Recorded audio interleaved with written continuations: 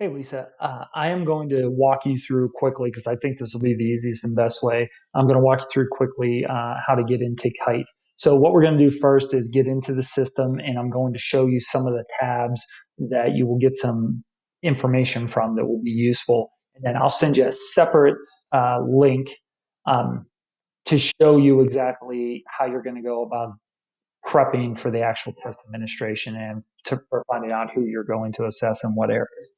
So first thing you need to do is log in. We created this information back in December when we did our initial training. We also got this link to where you log into. If you don't have that information, then you're going to need to contact Kite to get it.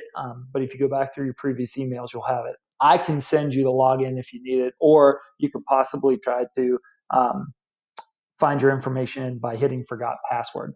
Either way, once you have that information, you go to this link, you're going to sign in.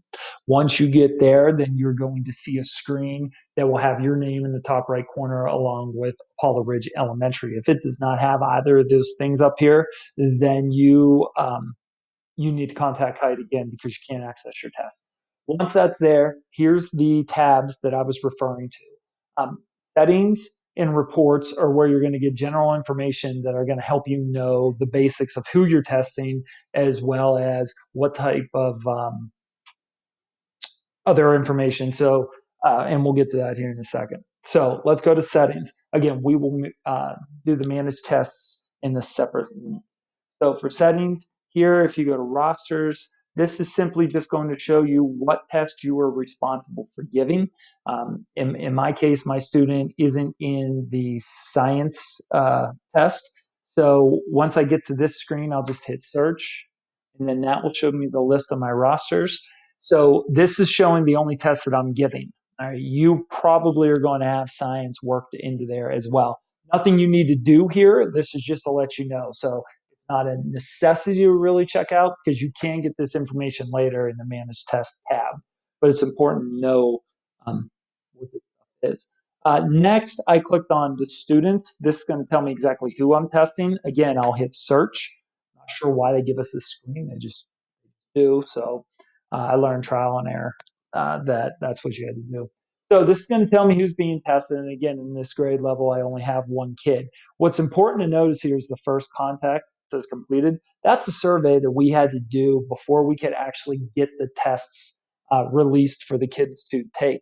So if you're not finding a test for a certain kid, check to see if this is marked completed. If it is not, you need to take it. And I'm going to show you next how to get to that.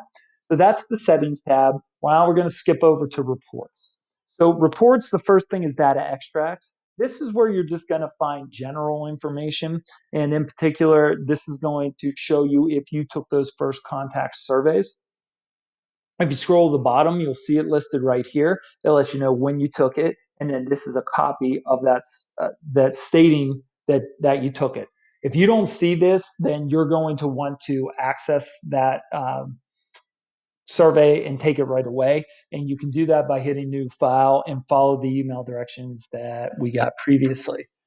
Next would be the alternate assessments. If you have a student that has been determined they're going to take an alternate assessment, you would click here. I don't have any students doing that, so I don't really know much about that.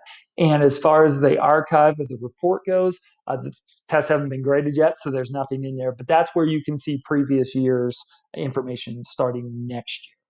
All right, so I'm going to stop here. That will give you the general information in these two tabs. Again, nothing really important here in the reports, but settings gives you an idea of what you're doing. You really don't need either. We'll get the managed test, and that's really where you can get everything.